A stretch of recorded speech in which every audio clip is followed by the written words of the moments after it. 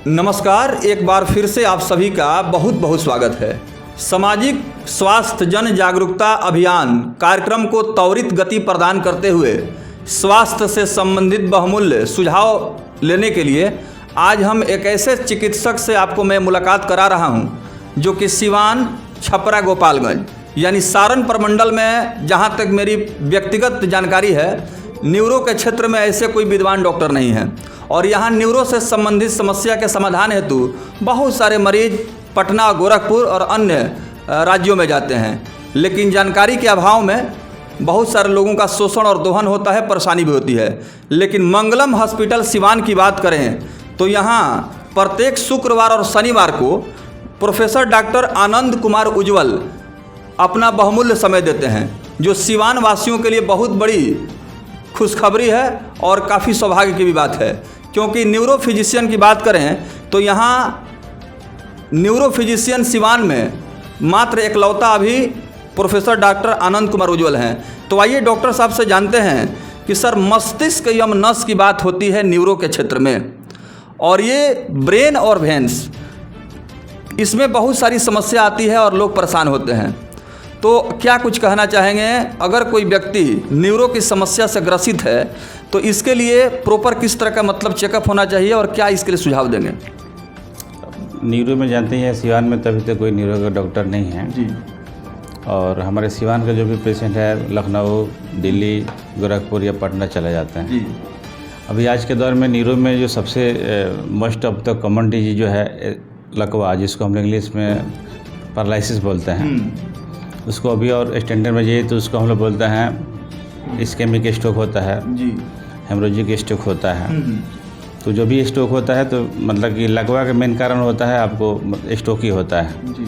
Ischaemic stroke हो या haemorrhagic stroke हो या ट्रॉमेटिक स्ट्रोक हो।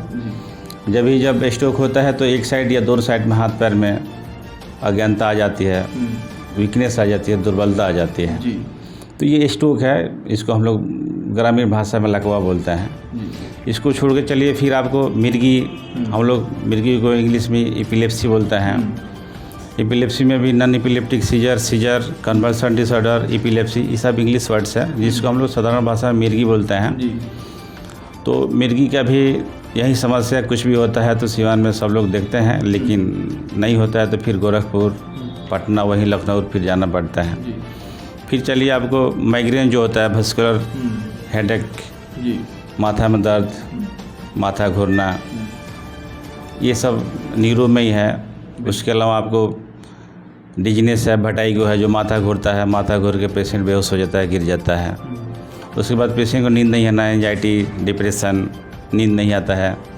कुछ न्यूरो कम साइको डिसऑर्डर है, जैसे कि पेशेंट भूल भाल बकता है, किसी पर संदेह करता है या मैड हो जाता है, भांग चूर कर देता है, अपना भी क्षति करता है, अपना चाकू से अपना हाथ पैर काट लेता है या दूसरे को क्षति करता है।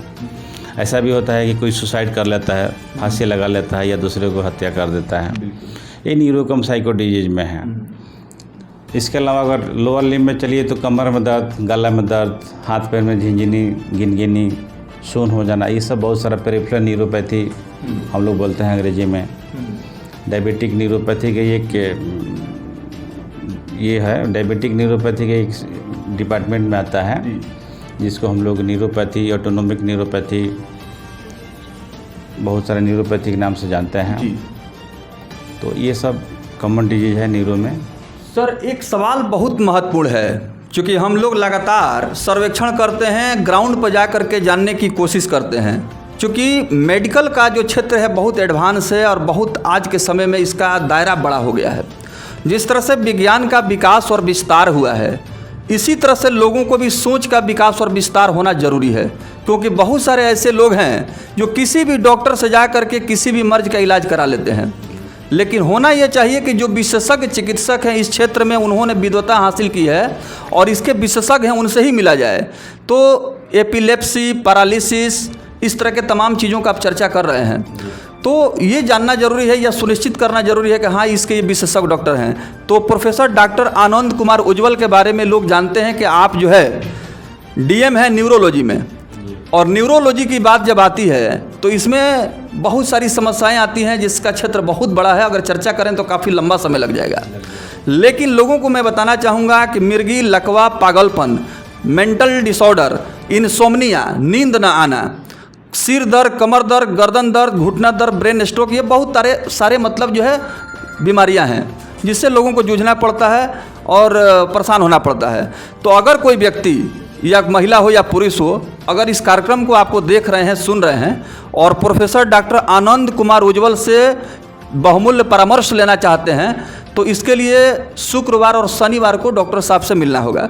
तो सर, ठंडा के मौसम में पैरालिसिस का अटैक बढ़ जाता है, इसका कारण क्या है? इसका कारण यही होता है कि सोडियम पोटेशियम जो पुराने डॉक्टर हैं, डॉक्टर ओपी सिंह वाली गली में यहाँ मंगलम हॉस्पिटल है और प्रोफेसर डॉक्टर आनंद कुमार उज्ज्वल प्रत्येक शुक्रवार और शनिवार को यहाँ मौजूद रहते हैं। अब आपको किसी तरह की कोई समस्या हो, जितनी भी बीमारियों का चर्चा हम लोगों ने इस कार्यक्रम में किया और प्रोफेसर डॉक्टर आनंद कुमार उज्ज्वल से हम लोगों ने सवाल पूछे, आप निसंकोच अविलंब संपर्क स्थापित कर सकते हैं और बहुमूल्य चिकित्सकीय परामर्श ले सकते हैं।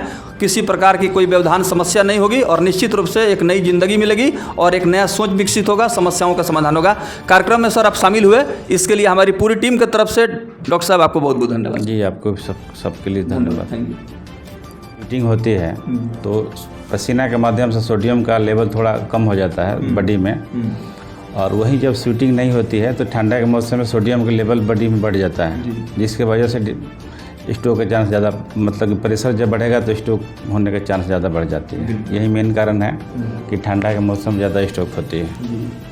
सर, एक सवाल ये भी है, चाहे महिला हो या पुरुष हो, कोई भी अगर व्यक्ति जो थोड़ा सा सोचने समझने की सलाहियत रखता है, आज के इस भाग दौड़ भरी ज़िंदगी में, अपने बिजी लाइफ में, यह जो है कम समय में कामयाबी चाहता है, कम समय में शोहरत चाहता है, काफ़ी कम समय में चाहता है कि मैं इस क्षेत्र का सबसे धनवान व्यक्ति हो जाऊं, यानी कि हमेशा वो चिंता में रहता है, डिप्रेशन में रहता है।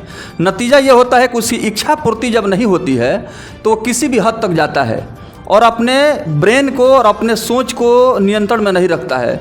नतीजा ये होता है कि बहुत सारी अप्रत्याशित घटनाएं भी घट जाती हैं। जैसे कि आपने पहले बताया भी, हमारे चैनल के माध्यम से प्रोफेसर डॉक्टर आनंद कुमार उज्ज्वल को लोग देख रहे हैं कि आत्महत्या कर लेना, बात बात में जो है आक्रोशित हो जाना, उत्तेजित हो जाना, इस तरह के मेंटल डिसऑर्डर बहुत ज़्यादा बढ़े हैं। कारण क्या सर मानते हैं इसका? इसका मेन कारण होता है डिप्रेशन ही होता है। हम लोग शॉर्ट में डिप्रेशन बोलेंगे, लेकिन इसको अगर डिफरेंशियल किया जाए तो ब्रेन में बहुत सारे केमिकल होते हैं, जैसे सेरोटोनिन, डोपामिन, नॉरएपिनेफ्रिन। ये सब केमिकल को बढ़ने और घटने से जैसे बढ़ेगा या घटेगा वैसे बॉडी पर असर पड़ता है, वैसे ही डिजीज़ का क्रिएशन होता है, सृष्टि होती है। तो लेकिन मेन कारण डिप्रेशन ही होता है। डिप्रेशन की वजह से बॉडी का एबनॉर्मल हार्मोन जो होता है ग्रोथ होने लगता है, नॉर्मल से एबनॉर्मल की ओर चला जाता है या सबनॉर्मल की ओर, मतलब कि कम हो जाती है। हार्मोन जब ज़्यादा होगा तो उसको हम लोग एबनॉर्मल बोलते हैं, जब कम होती है उसका लेवल तो हम लोग सबनॉर्मल बोलते हैं। नॉर्मल रहता है तो पेशेंट सब कुछ नॉर्मल मोड में रहता है, सब कुछ नॉर्मल काम करता है। इसका मेन कारण डिप्रेशन रहता है और डिप्रेशन सृष्टि मतलब एबनॉर्मल और subnormal of secretion of hormone. बिल्कुल। तो देखिए, मेडिकल का जो टर्मिनोलॉजी है, उस मेडिकल टर्मिनोलॉजी के आधार पर प्रोफेसर डॉक्टर आनंद कुमार उज्ज्वल हमारे सवालों का जवाब दे रहे हैं। सर, एक बहुत बड़ी समस्या हमारे समाज के सामने है और हम लोग चाहते हैं कि आप जैसे जो स्कॉलर, लर्नेड व्यक्ति हैं, जो कि इस क्षेत्र के विशेषज्ञ हैं, न्यूरो क्षेत्र के, उनका अगर सुझाव आम जनमानस तक जाए तो निश्चित रूप से जागरूकता आएगी और इस समस्या का समाधान भी होगा, मुझे पूर्ण विश्वास है। क्योंकि अभी तक सिवान में ऐसे कोई काबिल डॉक्टर, न्यूरोफिजिशियन जो कि न्यूरोलॉजिस्ट में, न्यूरोलॉजी में डीएम हो, वो कोई नहीं है। इसलिए मैं आपका बहुमूल्य समय ले रहा हूँ और मुझे खुशी भी हो रही है कि आप जैसे काबिल और योग्य चिकित्सक की आवाज़ जनता तक पहुँच रही है। तो आज के समय में जैसे इंटरनेट का प्रचलन है, युवा हो, बुजुर्ग हो, नौजवान हो, बच्चे हो, महिला हो, स्त्री हो या पुरुष हो, सभी लोग जो है इंटरनेट से कनेक्टेड हैं और थोड़ा सा अगर इंटरनेट से उनका कांटेक्ट टूटता है तो लगता है कि मतलब कोई चीज़ भूल गया है, खो गया है।